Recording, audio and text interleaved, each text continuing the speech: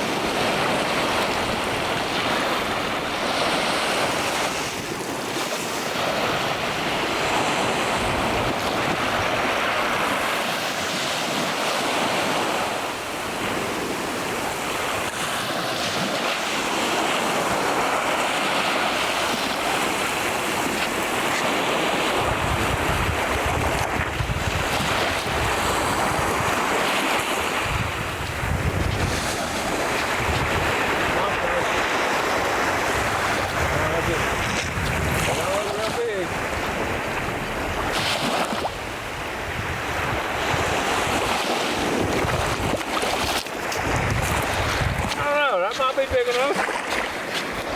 Oh, we just broke off. Barely got him. Well, let him swim away. All right. First pompano this year. #1. Let's go measure him. He's 13.5 inches. 13.5 inches. Let's put him in a bucket.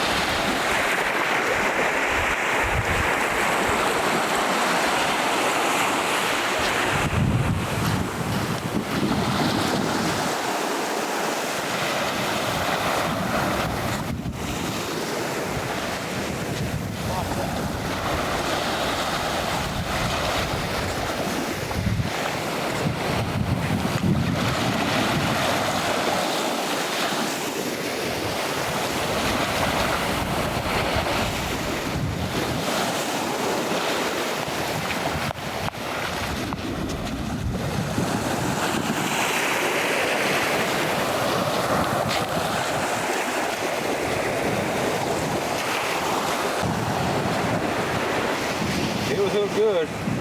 Whoa, I say he was hooked good. Barely. Let's see. Maybe this one. Y'all, I forgot my knife this morning. My fillet knife. This is the knife I'm using. That's the old Swiss Army knife. That thing's 100 years old. But that's the only knife I have. Okay, let's measure him. Do the fork of the tail. And the head. 13 inches. 13 inches. That's a perfect eating size for the restaurant. Now, the restaurants would love to have one. That's a perfect eating size. Aren't they pretty?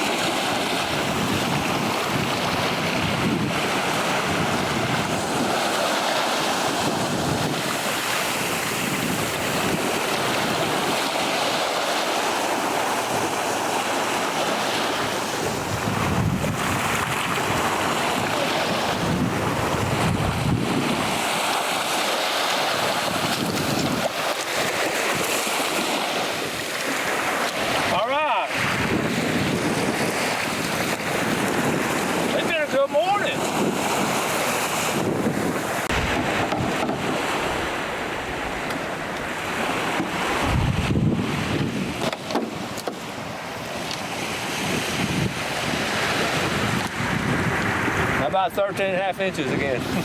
That's the same school. But actually, we've been 3 different places.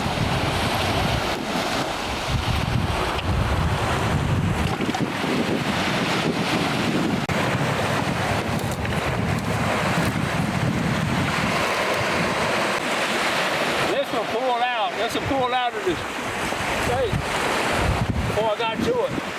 This one hit it hard.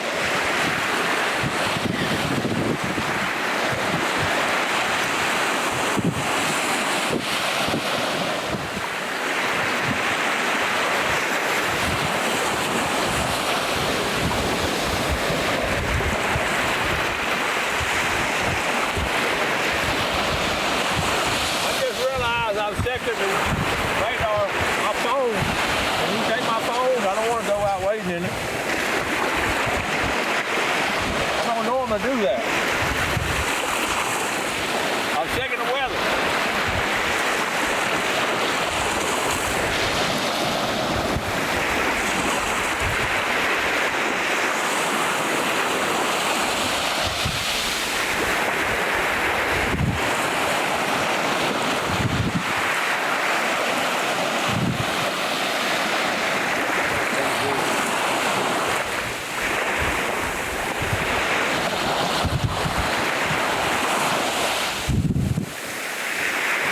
This might be a redfish. Might be a stingray.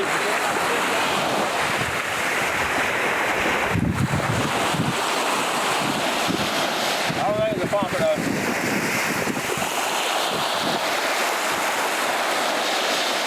Sit down, might be we go flounder.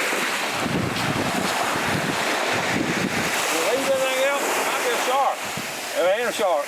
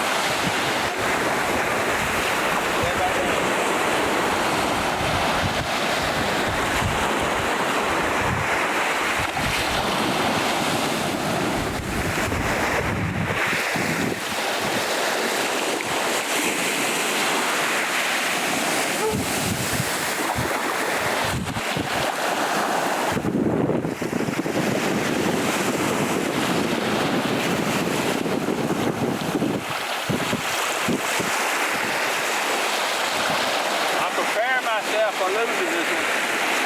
I don't want to lose it. Got a gravy line on this one. I don't have a lot of shock to fish right there? Yeah, that's him right there. Yeah, he's right there. Yeah, I don't know. Is that him? You see something? That's a dark shadow.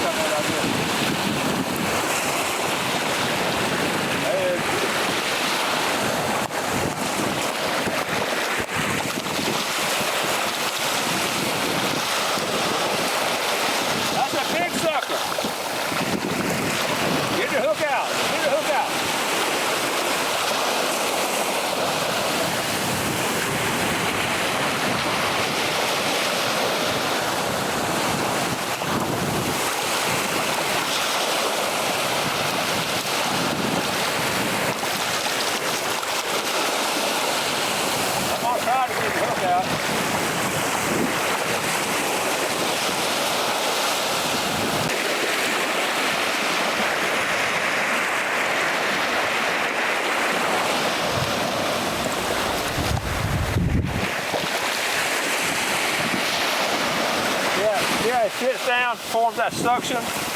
He's got a suction there. You want to hold him while I go get the pliers? See that suction?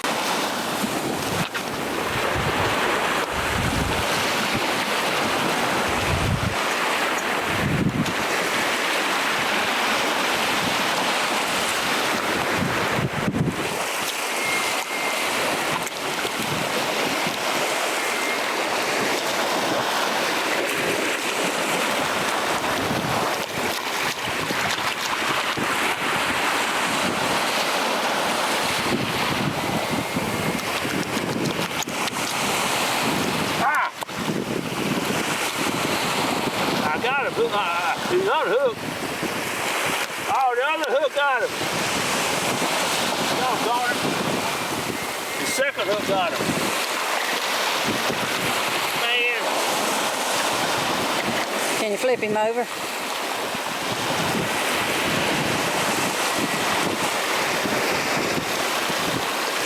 Doggone it.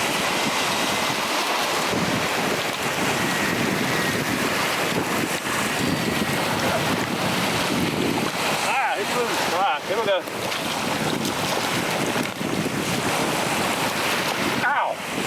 That tail and that finger. That thing scares me. I'm trying to help them out.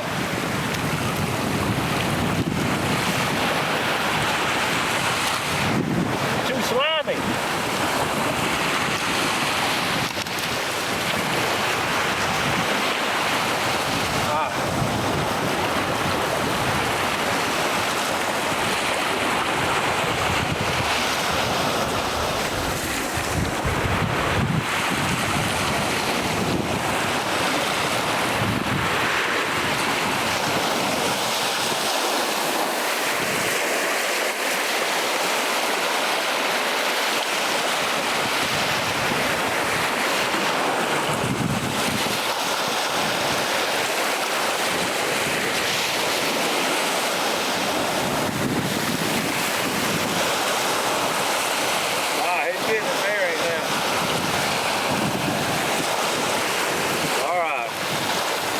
That's a catch and release.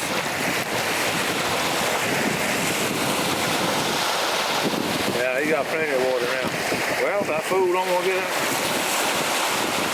He's disoriented.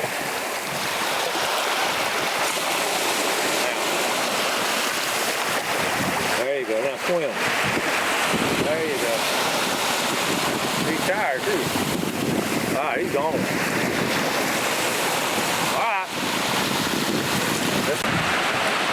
Okay, it's been a good morning now. We're gonna wrap it up. This is our first fishing trip since Harris and Michael. It's been decent. I really enjoyed it. We got enough to eat and enough to give away, so that's all you want to do. So it's been a good morning. Winston Chester for Panhandle Outdoors on Cape Sand Glass.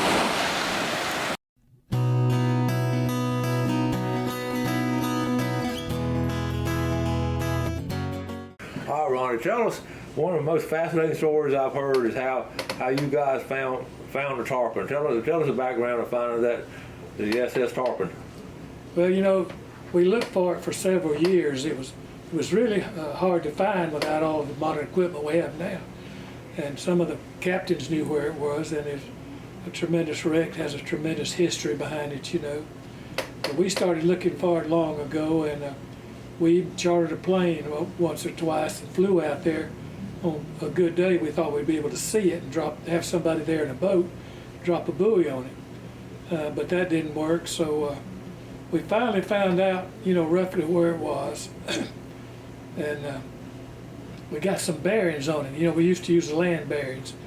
We didn't have all this modern equipment to use, so we had some land bearings on it. We found out that it was about a quarter of a mile east of the Y road. The road, what is that, 79? 79.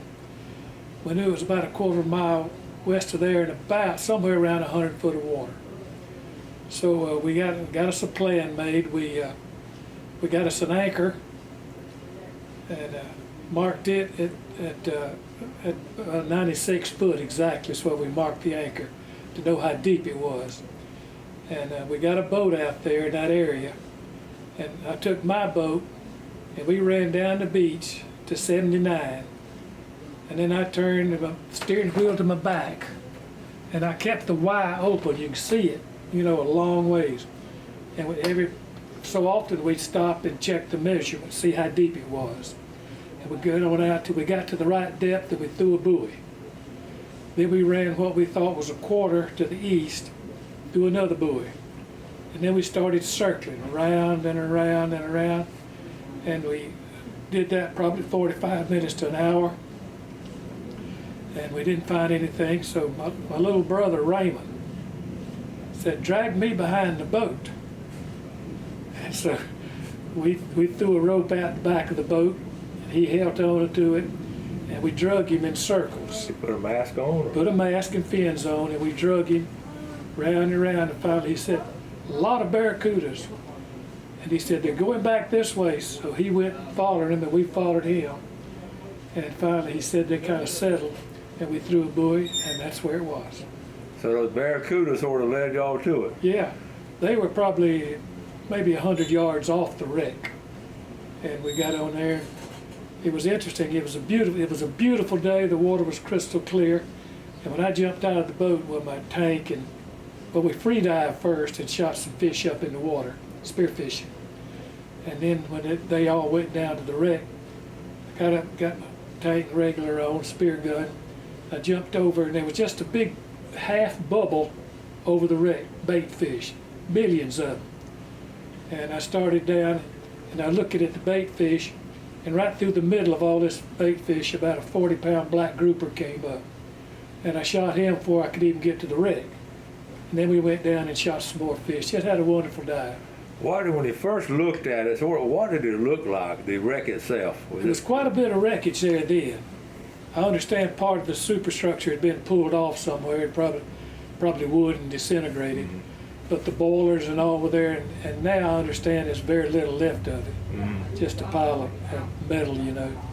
But it was a beautiful wreck. We went there over and over, and you never knew what you were going to see there. Who all was with you on that trip? Some of the guys that went with you. I know Bert Gwaltney was there. Ernie Palmer was there.